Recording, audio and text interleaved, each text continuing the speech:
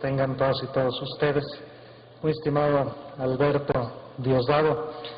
buen maestro y buen amigo, compañeros en el Consejo Nacional de Autoridades Educativas ya de algún rato. Muy estimado Agustín Casillas, subsecretario, gracias por la invitación a este foro. Muy distinguidos maestros, integrantes de la familia educativa, como ya se dijo aquí, y se dijo bien porque pienso yo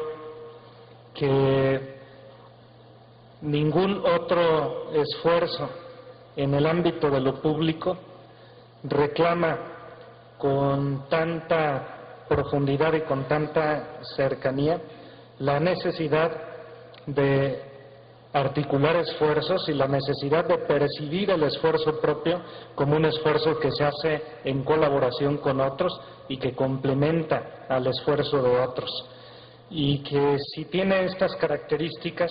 evidentemente, como en la familia, donde complementamos los esfuerzos unos con otros, así también ocurre en la educación, en la que el esfuerzo de uno es complementario con el del que sigue, y que solo la visión del conjunto permite apreciar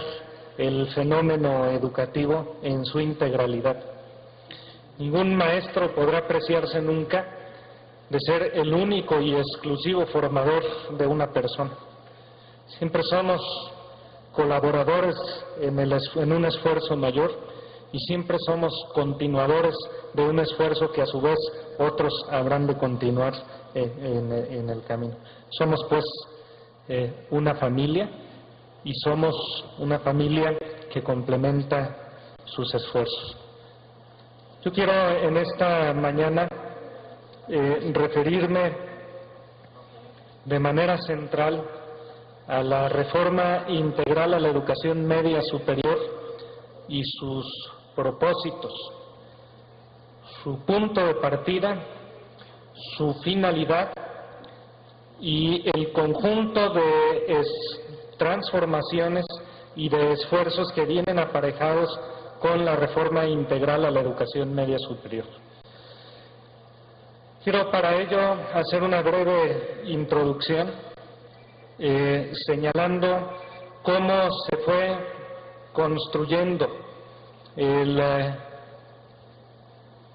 modelo o el conjunto de modelos de prestación de servicios de educación media superior, y por qué llegamos a la situación o al que da origen en buena medida a la reforma integral a la educación media superior. Ustedes saben, buena parte de ustedes conocen muy bien su tarea y saben que el esfuerzo educativo organizado fue prestándose primero a nivel de formación básica de las personas, enseñar a saber leer y escribir, y luego desde el medievo para acá con la organización de las universidades que formaban, digamos, a las élites que dirigían tanto el Estado como los espacios de la Iglesia en toda la Edad Media. El origen de las universidades, tal y como las conocemos, es claramente medieval. Esa es su estructura. Y es desde las universidades donde los primeros esfuerzos de formación de bachilleres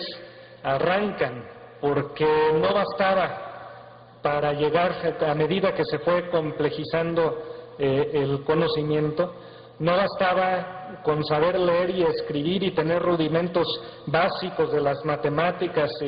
y el conocimiento que se adquiría por preceptores más bien en las casas y después en las escuelas medianamente organizadas, pero sin ninguna regulación estandarizada. Desde las universidades se concibió que había necesidad de construir cursos preparatorios para el ingreso a las universidades, porque el conocimiento básico no bastaba para entender la complejidad del mundo que se trataba de expresar en los saberes universitarios. Y por lo tanto, pues hay una tradición casi desde el medioevo de extender desde las universidades hacia abajo, digamos, la formación de las personas en orden a su preparación para la universidad. De hecho, el nombre preparatoria tiene esa connotación claramente, de preparación de las personas para su ingreso a los ambientes universitarios. Después de la Revolución Francesa, lo que era educación básica que se prestaba de manera informal a través de preceptores de escuelas sin alguna regulación homogénea o estandarizada, vino la normalización de la educación básica a través de la identificación de los elementos que requerían para ejercer las libertades, que requerían las personas para ejercer con plenitud sus libertades, y vino un esfuerzo de organizar y de estandarizar la escuela. De ahí viene, por ejemplo, el nombre de escuelas normales, ¿no? entre otras muchas cosas. El asunto es, para no extenderme demasiado en este capítulo, que partimos de esos dos universos, el universo de la educación básica, que se va extendiendo poco a poco conforme se va adquiriendo mayor escolaridad de las personas, y el esfuerzo de la universidad y lo que demanda de preparación previa de las personas para el ingreso al ambiente universitario. En el caso nuestro, en México, pues claramente se identifican al menos una tradición de los bachilleratos universitarios presentes en casi todas las entidades federativas y organizados según el modelo de la Escuela Nacional Preparatoria, y otra tradición histórica que parte de los esquemas de formación para el trabajo, que poco a poco fueron extendiendo el ámbito del saber y ampliándose de la formación meramente técnica a alcanzar los estándares que se exigían a las personas para ingresar a las universidades. Y entonces, dos grandes tradiciones, una representada por la escuela universitaria y la Escuela Nacional Preparatoria, lo que significaba, y la otra representada por la evolución de las escuelas técnicas a partir de la segunda mitad del siglo pasado en México, pues fue generando dos grandes tradiciones en la formación de las personas. Y luego, dentro de las universidades, pues en cada casa de estudios se formó su propia tradición, haciendo uso de su propia autonomía, y cada universidad prácticamente construyó su propio modelo de formación preuniversitaria o preparatoria para el ingreso a la universidad. Y cada escuela técnica, conforme fue evolucionando, pues fue también construyendo sus propios modelos de formación asociada al bachillerato, de nivel de bachillerato. Así, los CETIS y los CEBETIS siguieron un camino, el CONALEP siguió otro, y otros modelos,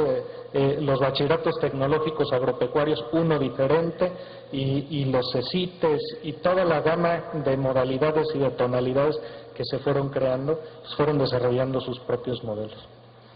Y cuando en el país empezó a crecer desmesuradamente la presencia de los bachilleratos universitarios, entonces se vio la necesidad de generar un bachillerato preparatorio para el ingreso a la universidad que fuera independiente de las universidades, y así nacieron los modelos de colegios de bachilleres y otros muchos modelos que hay. Y al margen de esta situación, pues como la media superior fue producto de el encuentro, digamos, entre la básica y la superior, pues es un modelo que históricamente había quedado sin alguna regulación clara desde la Constitución y desde la Ley General de Educación. La Constitución claramente dice cómo se distribuye la función social educativa, e incluso hasta el año pasado todavía, incluso hacía alguna distribución de competencias en orden a distribuir las facultades entre federación y estados para prestar los servicios de educación básica, y consagraba el principio de autonomía universitaria. pero hasta el año pasado la Constitución no hacía ninguna referencia a la educación media superior.